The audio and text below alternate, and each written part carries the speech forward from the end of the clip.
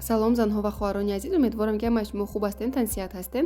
Дар навори имрӯза мехостам оиди якчанд саволҳое ки дар ду-се навори пешина ҷамъ шуданд, онҳо нофаҳмо монданд ва беҷавоб монданд, мехостам ки ба шумо ба ҳамон саволҳо ҷавоб диҳам. оғоз мекунем наворамонро аз саволе ки беҳад бисёр ҳам дар комментариҳо ҳаст, ҳам дар WhatsApp қариб ки ҳар рӯз менависанд.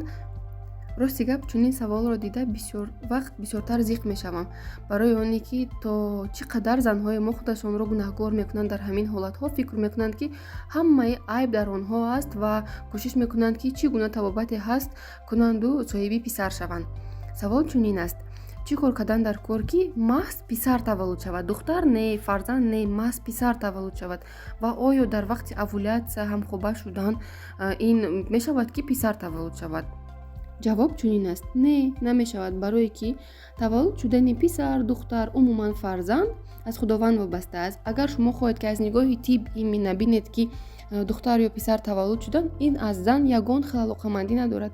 Занҳои муҳтарам, хоҳарои азиз, худатонро гунаҳгор накунед, ягон хел табобатам накунед, барое ки ин чиз аз шумо ягон хел вобастагӣ надорад.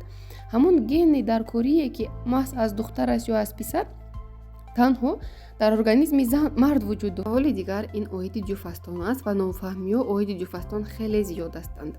бисёриҳо фикр кардан баъди наворе ки мо оиди ҷуфастон гузошта будем, фикр карданд ки агар ҷуфастонро хӯранду ҳомила мешаванд. Дар асл ин хел нест.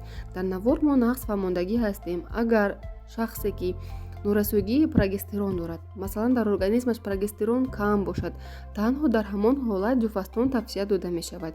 ё ин ки задержка дораду сабабаш ҳоло аниқ кардагӣ нестанд, ё ин ки ташхис гузошта истодаанду бояд ки бенамоз шаванд. Дар он ҳолатҳо ҷуфастон тавсия дода мешавад. ва ё ин ки шахс ҳомиладор асту дар организмаш дар ҳамон ҳолат низ прогестерон кам аст, дар вақти ҳомилагӣ низ ҷуфастон тавсия дода мешавад. Дар дигар ҳолатҳо агар дар организми шумо прогестерон нақс бошад, гормонотон нақс бошад, ҷуфастон хӯрдан фоидае надорад. бале, бо истифодаи ҷуфастон зан бенамоз мешавад, вале ин маънои онро надорад ки шумо ҷуфастонро хӯрдеду бенамоз мешавед ва ҳомила мешавед. бояд ки сабаби асосии бенамоз нашуданро ва сабаби асосии ҳомиладор нашуданро муайян кунед. саволи дигаре ки беҷавоб мондааст, ин савол оиди кластрелбегид мебошад. оё кластрелбегидро хӯранду ҳомила мешаванд? Дар асл кори тухмдонҳоро тез мекунад ё не? кластрелбегид барои чӣ тавсия дода мешавад?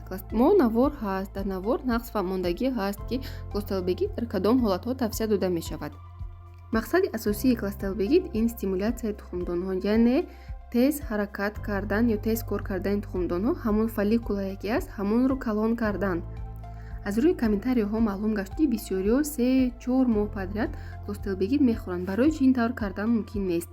дар як бори хӯрдани шумо, масалан дар як моҳе ки шумо мехӯред кластрелбегид, якбора 5-6 фолликула калон мешавад. дар ин ҷо шумо аллакай 5-6 цикли бенамозии худро сарф кардед. вақте ки шумо 3-4 моҳ подряд мехӯред, шумо аллакай 2 соли цикли бенамозии худро сарф кардед. мақсад 2 сол запаси фолликулае ки доштед, шумо вайро дар 3 моҳ сарф кардед. аз ҳамин рӯ кластрелбегидро 3-4 моҳ мунтазам хӯрдан мумкин нест ва бисёриҳо мегӯянд ки кластрелбегидро хӯранд маҳз бояд ҳомиладор шаванд.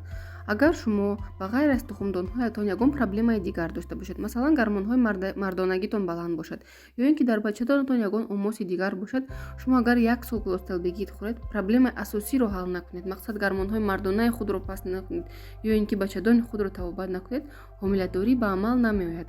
барои ҳамин кластрелбегид танҳо бо назорати духтур баъд аз ташхисҳо гузаштан тавсия дода мешавад. саволҳои дигаре ки нофаҳмо ва беҷавоб монданд, ин саволҳо оиди эко мебошад. бисёриҳо баъд аз навори эко саволҳо доданд ки чаро маҳз эко ин қадар гарон арзиш дорад. дӯстони азиз, барои худи эко, яъне бордоршавии сунъӣ, таҷҳизотҳои хеле гаронбаҳо лозим аст, гормонҳо бисёртар лозим ҳастанд. аз ҳамин сабаб арзишаш қимат мебошад. дар айни замон аз ҳама қиматтар ин эко икс мебошад, чунки бисёриҳо мехоҳанд ки ҳам аз тухмҳуҷайраи оилаи худашон ва ҳам аз сперматозоиди шавҳари худашон истифода баранд ҳангоми эко. дар ҳолате ки аз мард хело сперматозоидаш фоизаш паст аст, яъне ҳаракатнокии онҳо хело паст аст, ҳамон қадар қиинтар, яъне душвортар мешавад эко кардан.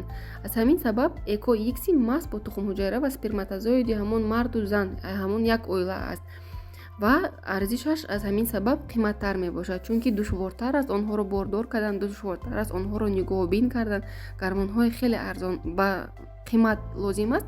аз ҳамин сабаб нархашам низ қимат мешавад. дӯстони азиз, барои эко кардан танҳо гинеколог будан кофӣ нест.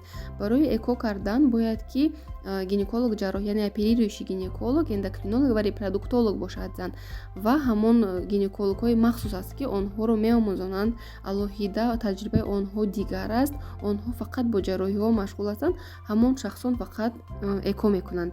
вақте ки барои эко шумо розигии худро метиҳед, баъд аз ташхисҳои муҳим гузаштан ба шумо пешниҳод мекунанд ки кадом намуди эко ба организми шумо мувофиқ аст ва ё кадом намуди экоро дар шумо гузаронида мешавад. бисёриҳо дар комментариҳо навистанд ки дар вақти эко сперматозоидҳои дигар мардро истифода мебаранд. дар асл ин хел нест. агар шавҳари шумо сперматозоидҳояш ақаллан як дона ҳаракат мекардагӣ дошта бошад, аз ҳамон гирифта бордор мекунанд, яъне аз шавҳари худатон эко мекунанд. агар ки диданд ки нашуд, духтур бе хоҳиши шумо, бе розигии шумо наметавонад ки аз донорский сперматозоид истифода барад. аввал духтур ба шумо пешниҳод мекунад ки аз организми шумо, аз сперматозоиди шумо намешавад эко кардан. ба шумо пешниҳод мекунад донорский сперматозоидро. агар шумо розигии худро тиҳед, танҳо дар он ҳолат ба шумо эко аз донорский яйцеклетка ва аз донорский сперматозоидҳо эко мегузаронанд. ва саволи дигар он буд ки то чанд солагӣ метавонад ки зан эко кунад. зан метавонад ки то 40-45 ҳатто то 50 солагиаш эко кунад, вале дар ин ҳолатҳо хавфаш зиёдтар мешавад. чӣ қадаре ки сину сол калон бошад, ҳамон қадар рискҳо зиёдтар мешаванд ва ҳамон қадар ночаспидан, яъне васл нашудани ҳамон ҳуҷайраи бордоршуда зиёдтар мешавад. дигар саволҳо буданд оиди антимюллеров гормон, вазифаи он дар организм, кам будани фолликулаҳо, зарари вирусҳо ба организм ва хусусан ба зани ҳомиладор, хусусан вирусҳои герпес, ЦМВ ва инчунин оиди спермограмма. дӯстони азиз, чунин саволҳо ҷавоби пурраро талаб мекунанд ва дар 1-2 дақиқа ба ин саволҳо ҷавоб гардонда намешавад. аз ҳамин рӯ мо кӯшиш мекунем ки дар мавзӯъҳои оянда, дар наворҳои оянда оиди ин саволҳо ҷавоби пурра карда навор тайёр кунем. агар навори имрӯзаи мо ба шумо писанд омада бошад, дӯстони азиз, чун ҳар вақта фикрҳои худро дар комментариҳо баён созед. саломат бошед.